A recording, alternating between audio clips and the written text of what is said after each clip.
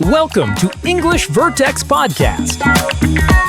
Improve your vocabulary, grammar, and pronunciation with our engaging lessons.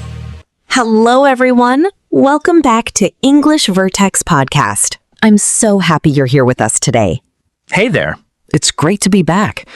Actually, I had a really simple but kind of awkward conversation yesterday that made me think of today's episode. Oh no, what happened? Someone asked me, "How's it going?" And I just said, "Good." And then there was this long silence because neither of us knew what to say next. That happens to so many people, even native speakers sometimes. And that's exactly what we're fixing today. Today's topic is mastering spoken English with simple conversations, taking those short exchanges and turning them into real flowing conversations. By the end of this episode, you'll know how to start conversations naturally, keep them going with the right questions, and respond in a way that actually invites more talking, not silence. While you're listening, think about a conversation that recently felt short or awkward for you. Comment below and share what happened. We've all been there. And if you're new here, welcome to English Vertex Podcast. Please like this episode and subscribe so you never miss a lesson like this one. All right, let's stop having those one-word answer conversations and start having real ones. Let's dive in. Let's start with the foundation, how to actually begin a simple conversation naturally without it feeling forced or scripted. The basic structure is greeting plus question plus a little extra detail. For example, "Hey, how's it going? Busy week?" That last part adds warmth and gives the other person something specific to respond to. Let me give you some real examples. Hi, how are you doing today? Hey, long time no see. How have you been? Good morning. Did you sleep well? Hey there, how was your weekend? Hi, crazy weather today, right? Here's a personal example. When I meet someone new, I usually add a small observation first, like, "I love your bag. Where did you get it?" It's such a simple trick, but it opens the door for real conversation instantly. That's such a great habit. Quick question for you, Emily. Which greeting feels more natural to you? "How are you?" or "How's it going?" Honestly, "How's it going?" feels more casual and friendly to me, while "How are you?" can sometimes feel a bit more formal or distant, depending on tone. Exactly. Tone really changes everything here. Now, for our listeners, can you think of one question you could ask a stranger while waiting in line somewhere? I love that idea. Maybe something like, "This line is so long. Have you been waiting a while?" It's simple, but it naturally starts a conversation. Now let's talk about negative or hesitant responses, because those matter too. If someone says, "Not great, actually," don't just say, "Oh." Instead, follow up gently. "Oh no, what happened?" This shows you're actually listening and care. That small follow-up completely changes the conversation from awkward to genuine and caring. Can you all try this right now? Think of one simple opening question you could use tomorrow and write it in the comments below. So, to summarize this section, starting a conversation is about a warm greeting, a simple question, and often a small extra detail that gives the other person something easy to respond to. Perfect summary. Starting strong makes everything that follows so much easier and more natural. Now let's build on that with something equally important. Actually keeping a conversation going once it starts. This is where a lot of learners get stuck. They can start a conversation, but then it dies quickly because the responses are too short. Let's look at a real-life situation. Imagine someone asks you, "What do you do for work?" A short answer would be, "I'm a teacher." But a conversation-building answer would be, "I'm a teacher. Actually, I teach English online. It's been really fun lately." Let's demonstrate this with a quick dialogue. Emily, pretend I just asked about your weekend. It was really relaxing, actually. I went hiking with some friends on Saturday and then just stayed home on Sunday. How about you? Oh, nice. Hiking sounds great. I mostly just caught up on sleep, honestly. See how naturally that flowed? I gave detail, asked a question back, and you responded and added your own detail too. Now, let's compare formal and informal usage. In a casual chat with a friend, you might say, "It was awesome. We had so much fun." In a slightly more formal setting, like meeting a colleague, you might say, "It was really enjoyable." Thank you for asking. Let's do a quick practice activity. I'll ask a simple question, and you respond with detail plus a question back. What did you have for breakfast? I actually had eggs and toast. Pretty simple. What about you? Did you eat already? Perfect. That's exactly the pattern we want. Here are 3 tips for keeping conversations alive. First, always add one small extra detail to your answer. Second, ask a question back whenever it feels natural. Third, use reactions like, "Oh, really?" or "That's interesting" to show genuine engagement.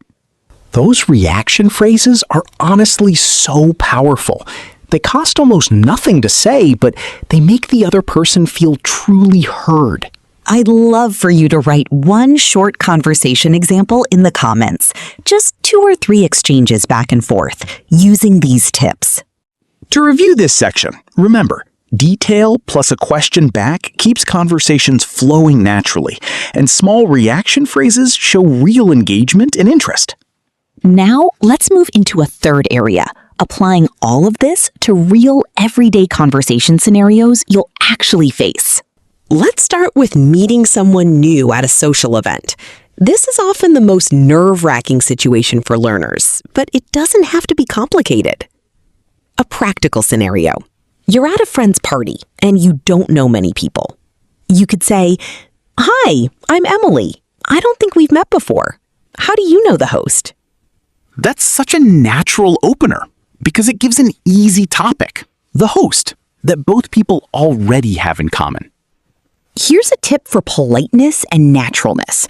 Always use a friendly tone and light smile in your voice, even over the phone.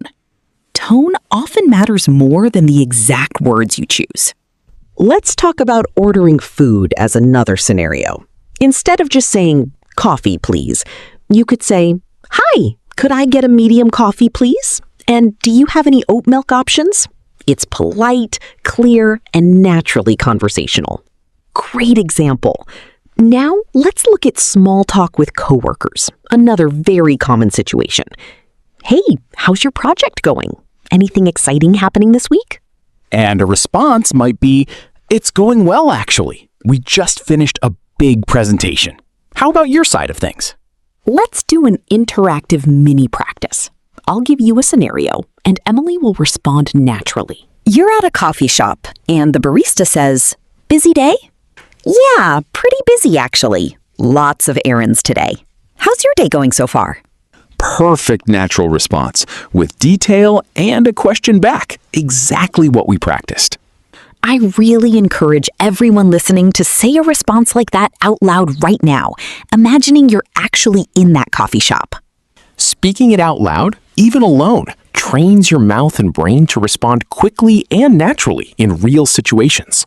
So, structurally, remember, use shared context to start conversations, like the host at a party. Stay polite and clear when ordering or making requests, and always add a little warmth and detail with coworkers or acquaintances. Great structural review. These small scenarios repeat constantly in daily life, so getting comfortable with them pays off again and again. Okay, time to be honest with everyone. We've both made these conversation mistakes too, even after years of speaking English every day. Oh, definitely. I used to answer almost every question with just fine or good, even when I actually had something interesting to say. It made me seem way less friendly than I actually am. That's such a relatable mistake. Let's go through a few more.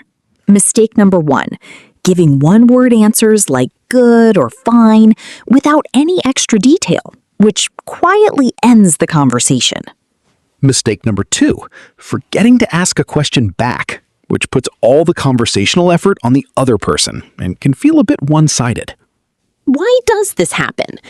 often it's because we're focused on just answering correctly rather than thinking about conversation as a shared back and forth exchange. Mistake number 3. Translating greetings too literally from your own language, which can sometimes sound overly formal or slightly unnatural in English, like saying, "How do you do?" in a casual setting.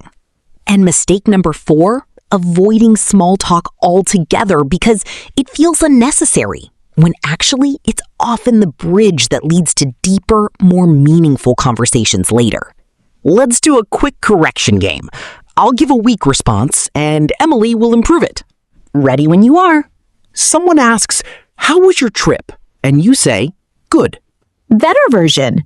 It was amazing, actually. We visited 3 different cities. How about you? Have you traveled anywhere recently? Someone asks, "What do you do?" And you say, "I work." Better version. I work in marketing. It's pretty creative most days. What about you?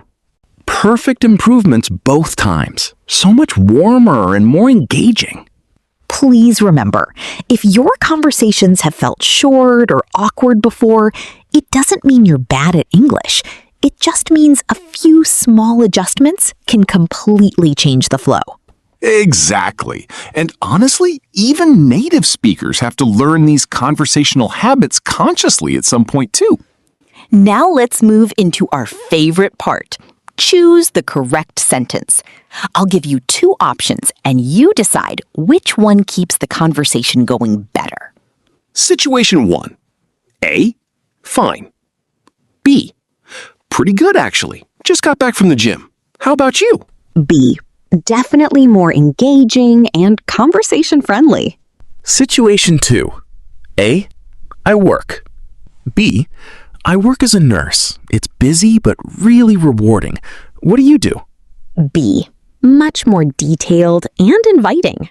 Situation 3. A. Good weekend. B. It was great. I finally tried that new restaurant downtown. Have you been there? B. Gives detail and naturally invites a response. Situation 4. A. Coffee. B. Could I get a medium coffee, please, with a little extra milk? B. Polite, clear, and naturally conversational. And our final one, situation 5. A. Nice to meet you. B. Nice to meet you. How do you know everyone here? B. Opens the door for actual conversation instead of ending right there. Excellent choices across the board. Now here's your challenge.